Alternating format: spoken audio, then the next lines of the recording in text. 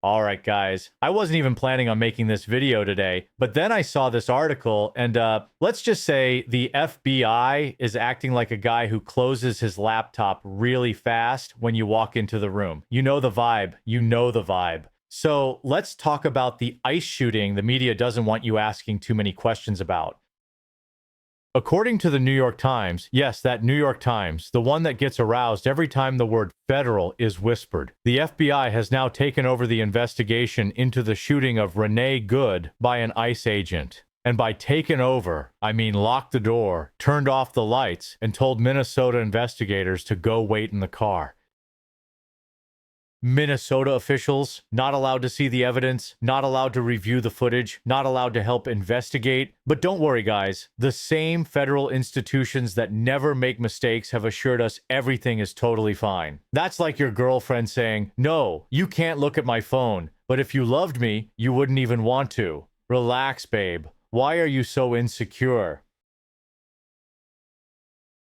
The article says, Renee Good was shot and killed during what federal officials immediately described as a defensive encounter. Immediately, like before the body's even cold, we already have a carefully moisturized press statement. Because when something really happened the way they say it did, you usually rush out a narrative faster than a guy on Tinder sending you up at 1:47 a.m. Here's where things get uncomfortable.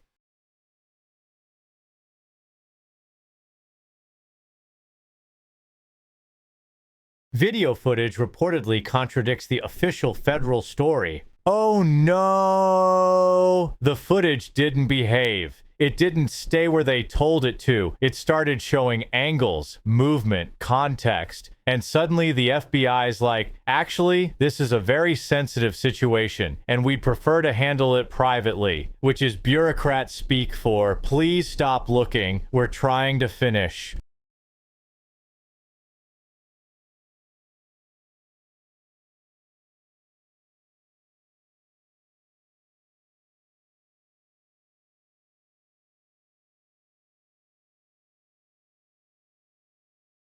And look, if you want unfiltered takes on stories like this, the kind you can't say on YouTube without big tech getting a little flushed, that's why we have the members area. Because over there, no algorithm, no babysitter, just long-form discussions that go deeper than the FBI wants anyone going right now.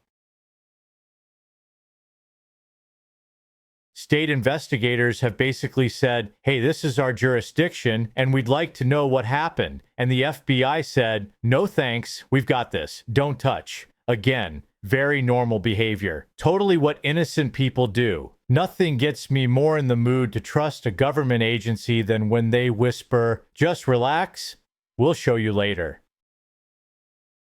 And notice how the media coverage is framed. No tough questions. No adversarial tone, just soft lighting and gentle language. Federal officials say the situation is complex. Yeah, so is a zipper, but eventually you still have to pull it down and show what's underneath. By the way, if you're tired of this slow, teasing drip of half-truths, that's why the membership exists. Because some conversations aren't meant to be censored, blurred, or wrapped in 3 layers of federal modesty tape.